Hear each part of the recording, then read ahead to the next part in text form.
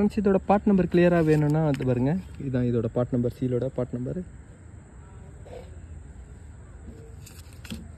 738 ஆகும். நான் ஆயில் சீலை நான் ஃபிட் பண்ணுறேன். இது வந்து பார்த்திங்கன்னா ஆஃப்டர் மார்க்கெட்டோட சீலு. மேலே வந்து பார்த்திங்கன்னா ஒரு சீலோட கிரிப்னஸே இல்லை. இதில் பாருங்கள், சீலுக்கு மேலே வந்து ஒரு கிரிப்பு கொடுத்துருக்காங்க. இதில் வந்து சுத்தமாக இல்லை, சீல் தான் வந்து பார்த்திங்கன்னா வெளியே வந்திருக்கு. குவாலிட்டி கம்மியாக இருக்குது சீல்.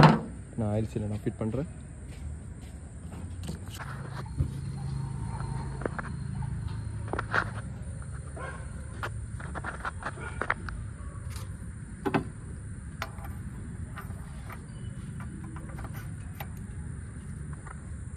ஃப்ரெண்ட்ஸ் இந்த ஆக்சென்ட்டோட இன்ஜினை நான் ஸ்டார்ட் பண்ணிட்டேன். ஸோ இன்ஜினோட ஆயில் லீக்கை காமிக்கிறேன். இதோட ஆயில் லீக் வந்து பார்த்திங்கன்னா ஒரு 1200 RPM 1300 RPM கொடுக்கும்போது தான் ஆயில் லீக்காக இருந்தது. அந்த ஆயில் சீல் உள்ள சீட்டிங் ஃப்ரீயாக இருக்கிறதுனால தான் வந்து பார்த்திங்கன்னா ஆயில் லீக் இருந்தது. இப்போ ஆக்சிலேட்டர் நான் கொடுக்குறேன்.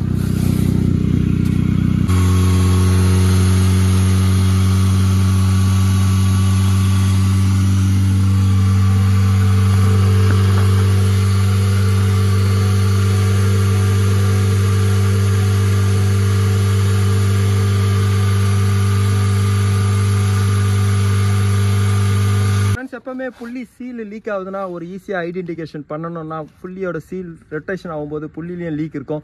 அதுதான் வந்து பார்த்தீங்கன்னா இந்த சைடில் ஃபுல்லாக அச்சு இருக்கு பாருங்க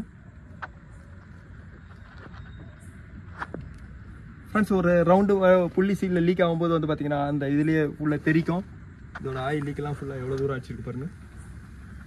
இப்போ ஆயில் லீக் சுத்தமாக இல்லை. இந்த உண்டாய் ஆக்சென்ட்டில் வந்து பார்த்தீங்கன்னா டைமிங் பெல்ட் உள்ள இன்ஜினோட மெயின் புள்ளி சீல் தான் லீக் இருந்தது. அதுதான் இந்த வீடியோவில் நான் ரெடி பண்ணியிருக்கேன். இந்த வீடியோ உங்களுக்கு பிடிச்சிச்சுன்னா லைக் பண்ணுங்கள், ஷேர் பண்ணுங்கள். Thank you friends.